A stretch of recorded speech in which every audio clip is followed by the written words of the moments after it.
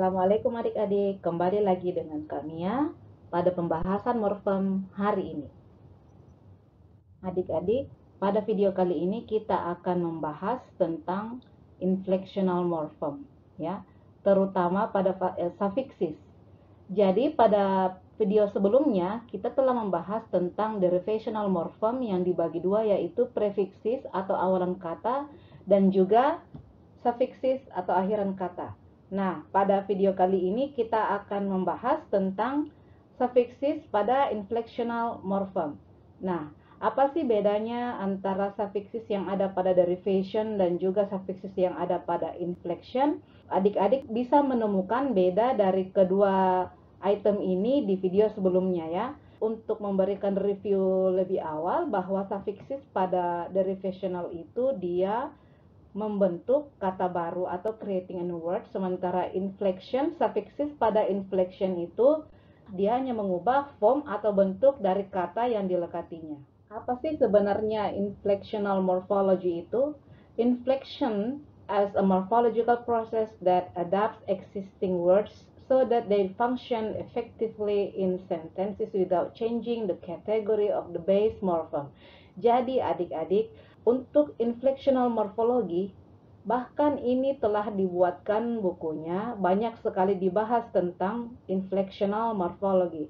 Jadi pada dasarnya, inflection itu adalah morphological process atau proses untuk membentuk kata yang mengadap atau mengubah kata yang telah ada sehingga fungsi dari kata tersebut lebih efektif dalam membentuk suatu kalimat tanpa mengubah kategori yang ada dalam morfem dasar yang dilekatinya. Pada slide ini kita akan membahas tentang inflectional sufiksis yang banyak muncul dalam kata kerja, kata sifat, dan kata noun. Biasanya dalam kata kerja yang paling banyak muncul itu adalah sufiks s. S ini misalnya penambahan s pada work dan otomatis mengalami perubahan subjek, yaitu subjek yang awalnya adalah tunggal ataupun jamak. Dalam hal ini kata the first person, kemudian ketika mendapatkan sufiks s, dia akan mengalami perubahan subjek, yaitu dari orang pertama ke orang ketiga, ya. Nah, untuk sufiks yang kedua adalah id. Id contohnya misalnya, maaf ya, ini bukan id tapi d. Untuk sufiks d, misalnya pada kata love. Kata love mendapatkan akhiran d, maka dia berubah dari fungsinya simple present menjadi past tense. Kemudian yang ketiga mendapatkan akhiran id atau regular, biasanya banyak pada regular verbs. Nah, di sini mengalami perubahan makna dari bentuk present menjadi bentuk past dan biasanya banyak digunakan dalam perfect aspect. Misalnya pada kata studi mendapatkan akhiran id menjadi studied, ya. Eaten, ate, eaten. Jadi ini untuk pengecualian, ya, pada aspek perfect aspect. Ya, untuk selanjutnya sufiks ing. Sufiks ing ini fungsinya banyak ditemukan pada present participle, gerund atau kata benda yang dikerjakan, ataupun penanda pada continuous aspect atau aspek yang berlangsung secara kontinu. Nah, misalnya pada kata eat ketika mendapatkan akhiran ing maka berubah dari eat menjadi eating atau sementara makan. Study menjadi studying yang artinya sementara belajar. Pada kata sifat dan kata benda. Nah, ketika mendapatkan sufiks s maka kata ini akan mengalami perubahan makna dari singular menjadi plural. Contoh katanya dog dan dogs. Nah, sementara untuk fungsi yang lain pada noun, s juga ini bisa bermakna sebagai section genitive ataupun menandakan bahwa posesif atau kepemilikan. Misalnya saja Laura. Laura ditambahkan dengan apostrof sufiks s dan ditambahkan dengan kata benda di belakangnya, maka maknanya akan mengalami perubahan menjadi buku milik Laura. Nah, untuk sufiks sendiri, untuk sufiks er ini banyak dipakai atau digunakan dalam comparative degree kata sifat.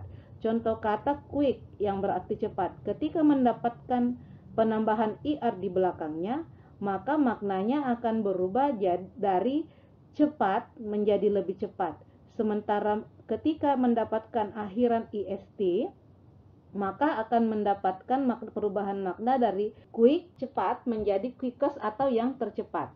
Jadi ini merupakan perubahan yang dialami, inflectional suffixes yang dialami oleh kata sifat. Yang dua ini adalah kata benda. Untuk lebih jelasnya lagi adik-adik, mari kita lihat bersama tabel yang ada pada slide ini.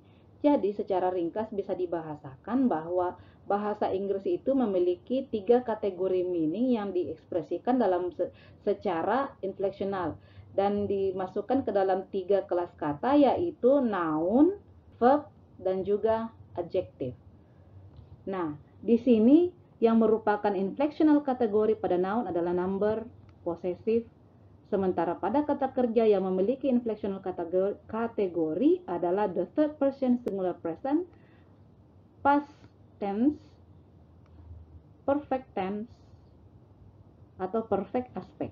Masih ada satu, yaitu present progressive atau continuous aspect. Sementara untuk adjektif ada 2 perubahan item, yaitu komparatif dan superlatif. Nah, contohnya, misalnya untuk noun number. Number itu maksudnya jumlah, bukan nomor ya adik ya. Di sini artinya jumlah. Misalnya apabila adik-adik menemukan noun dengan penambahan s atau is, itu artinya perubahan makna dari singular menjadi plural. Contohnya book menjadi books, bash menjadi bashes. Untuk posesif, apostrof s ataupun apostrof. Misalnya the cat's tail, ekor kucing. Jadi ini merupakan s ini merupakan suffixes yang berupa posesif atau kepemilikan.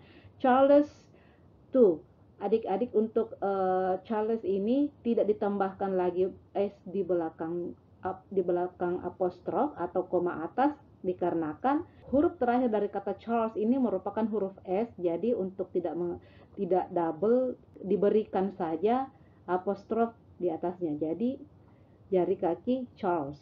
Untuk verb, the third person singular present. Contohnya apabila adik-adik menemukan kata kerja yang mendapatkan akhiran s, is. Contohnya misalnya rains, rides, slushes. Nah, untuk past tense biasanya untuk penambahan di dan id. Nah, biasanya untuk past perfect atau aspek perfect biasanya itu banyak didapatkan pada kata-kata yang mendapatkan akhiran id, terutama pada kata kerja ketiga, dan biasanya ini merupakan irregular verb. Yang selanjutnya yaitu progressive atau continuous aspect. Di sini maknanya berlangsung secara kontinu. Semua kata di sini ujungnya adalah berakhiran ing. Biasanya pada progressive aspect ataupun gerund. Nah, untuk adjektif ada 2, yaitu komparatif, superlatif. Contohnya er, contoh kata tall mendapatkan suffix inflectional suffix er menjadi taller. Apabila mendapatkan suffix est atau inflectional suffix est, maka berubah maknanya menjadi tallest. Jadi demikian pembahasan kita tentang inflectional suffixes. Sampai jumpa pada pembahasan morphemes di video selanjutnya. Assalamualaikum warahmatullahi wabarakatuh.